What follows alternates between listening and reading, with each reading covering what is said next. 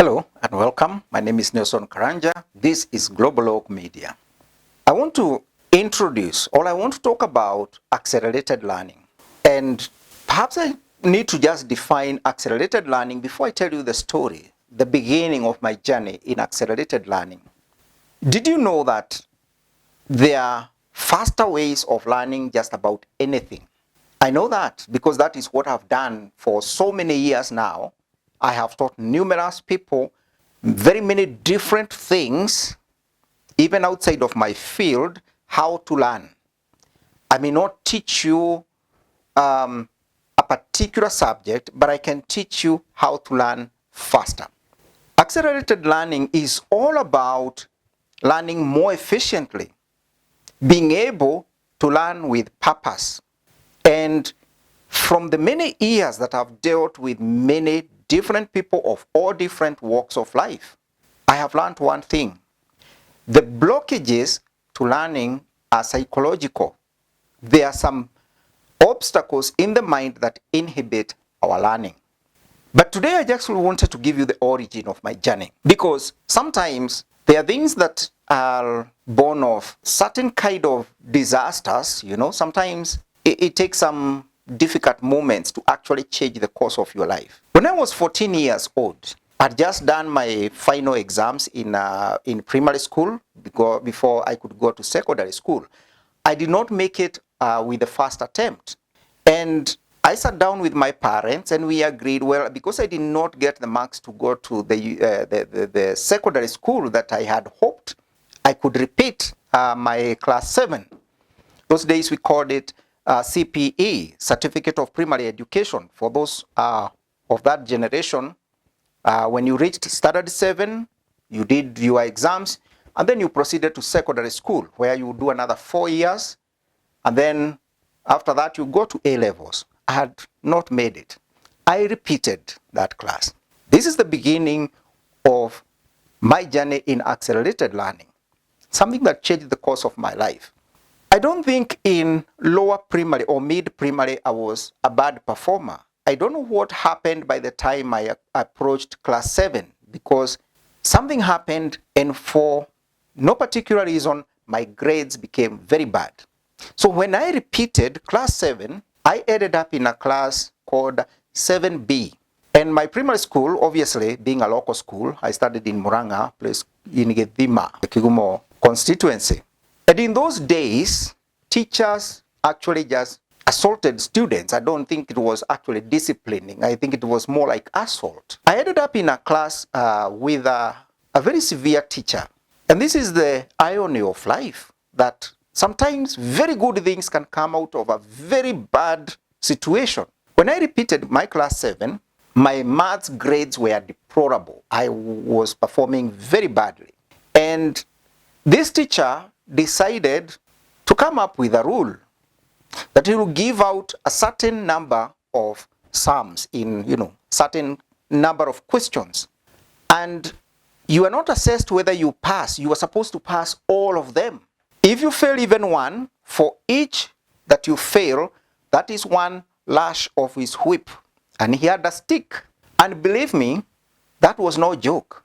And I got beaten actually, quite ruthlessly.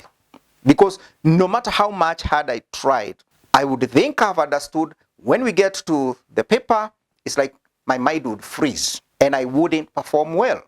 So here's what happened. We had been given one particular test, 50 questions. I wasn't the brightest student in that class, obviously. By now you know that. Out of 50, I managed a total of 16 right. So you do the maths. How many whips were awaiting me? 34. And this was no joke. I remember that day because it was a Friday afternoon. And in those days, the way the class was arranged, we had 3 columns. 2 columns along the walls and 1 in the middle. So you'd just be called and you kneel down and you are on all fours. And he actually would proceed to whip you as the class helps him count the number of strokes. 34 lashes on my back. And I'm crying and I am crawling on all fours trying to get out, and he's following me around and I'm crying. And I remember looking up and seeing one of the girls also crying. She was my friend, and she was crying in sympathy.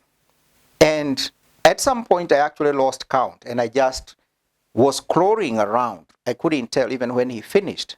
I was left on that floor when he was done. That was a traumatic experience.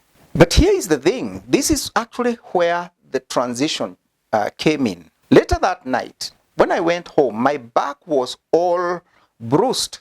And for some reason, those are not things that were uncommon, because even discussing them with the parents knew we were being beaten in school. But it's like, that is just what happens in school. But that night, I sat down and I tried to work out how to get out of it. I couldn't be changed to the class. You couldn't just go and say you want to change classes. That was out of the question.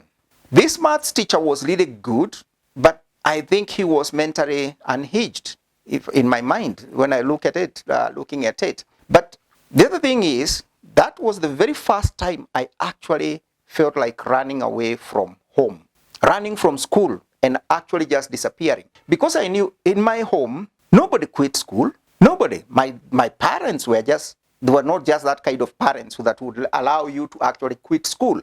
So I was doomed. I can't change class. I can't quit school. And I even remember actually wishing that teacher could die, really, to be honest. I wished something could happen, because that is just how traumatized I was.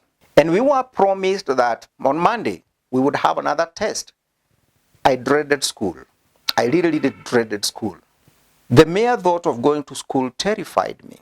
I was in class 7, 14 years old. I went back to wetting my bed. I would actually speak in my dreams.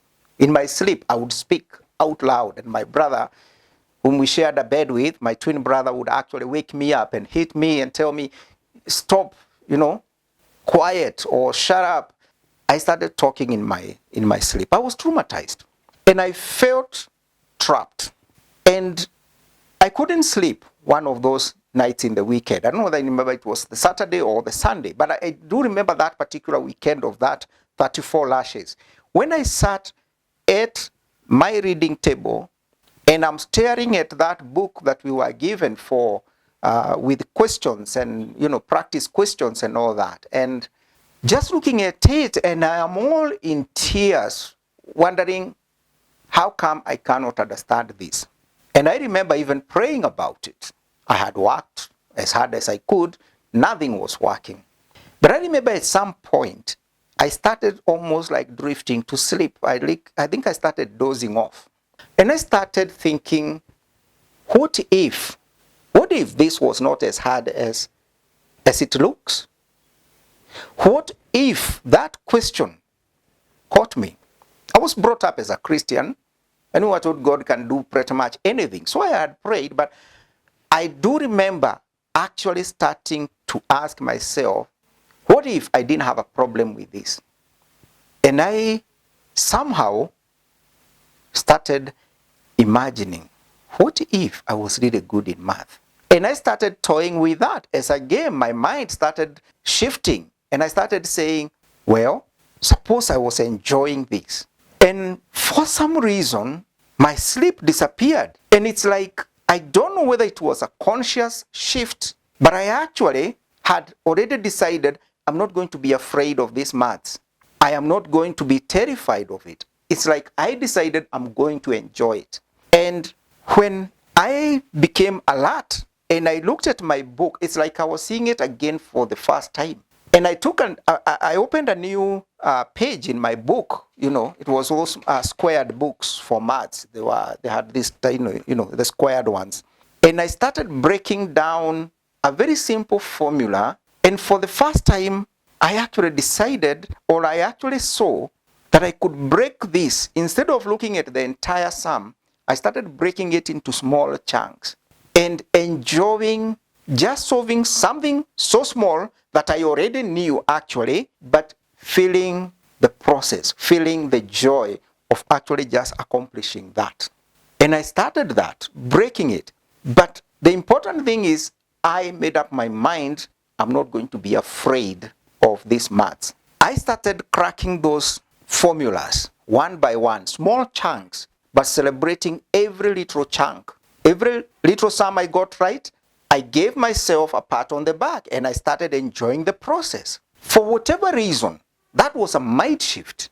I don't know what happened, complexities of the mind and God, because after that, I was a new person. One mental shift in the dead of the night, I decided I enjoy maths. I enjoy learning. And I started working on it. Now, here is the thing. From that day, I actually changed my performance drastically. I was never among the last ones. By the time I was doing my CPE, I was actually the leading maths student in that class. And you know what? When I went to secondary school, actually, my maths was so strong, the whole school actually knew. And this is true. I have a lot of friends who are on these social media platforms. They bear me witness. I actually won contests in maths when I went to Muranga High School. What changed? I learned the power of removing the limiting beliefs. I learned the power of visualization. That if I change how I'm looking at a problem and I decide to start enjoying the process, no matter how hard it is, if I change that, there is a chance I would make more progress faster. And after that, I actually explored learning pretty much anything. By the time I was in a high school, I was actually unstoppable. I could actually do pretty well in almost any subject, be it history, be it maths, biology, whatever it is. By the time I was going for my A-levels in Lenana School, I was already in those days we called it the Mad People's Combination. It was maths, physics, and chemistry. That is how I ended up in Lenana. And even that, moving from Muranga High School to Lenana, that is also another testimony of visualization, which obviously is not part of this. But I want to talk about accelerated learning. A lot of people who don't do well in something they are learning, it's not that they are actually not capable of it. Yes, obviously, not everybody will learn everything. But for that which you must learn, there is definitely a more efficient way of learning. And it all has to do with the mental image, the belief system towards that. I have taught a lot of people a lot of different things. My degree was in mathematics and computer science. I did accounting, and I did an MBA in the University of West London, which used to be called Thames Valley University those days. But the thing is, I have taught all those fields. Mathematics, I've taught finance, but I've also taught photography. I have taught special effects for film. I have taught acting. I have taught animations. But I can tell you the principles are the same. Accelerated learning. You need to remove the mental blocks in your mind. And you also need to be able to help your children or the people that work with you to remove their mental blocks, because that is where the biggest problem lies. You don't need to go through a traumatic experience. Actually, that is what I decided to explore, because I felt if it took a teacher beating me to a pulp for me to change my mindset, I thought, is it possible to get somebody else to learn faster the way I did without them necessarily having to be brutalized? And I can assure you, I have taught a lot of people and I never had to brutalize anyone. Accelerated learning is an actual thing and it exists. But you need proper tools, you need proper guidance to be able to take advantage of it. So you'll be hearing a lot more about accelerated learning, because especially in this day, an age of AI, there's never a better time to actually undertake something new, to learn faster, to be more efficient, be more productive. This is the time for that. I want to leave it here because, like I said, I know we are going to carry on with this. But for now, I want you to ponder on accelerated learning and what you can do with it if you can learn things faster. Until next time, this is Nelson Karanja for Global Oak Media Solutions.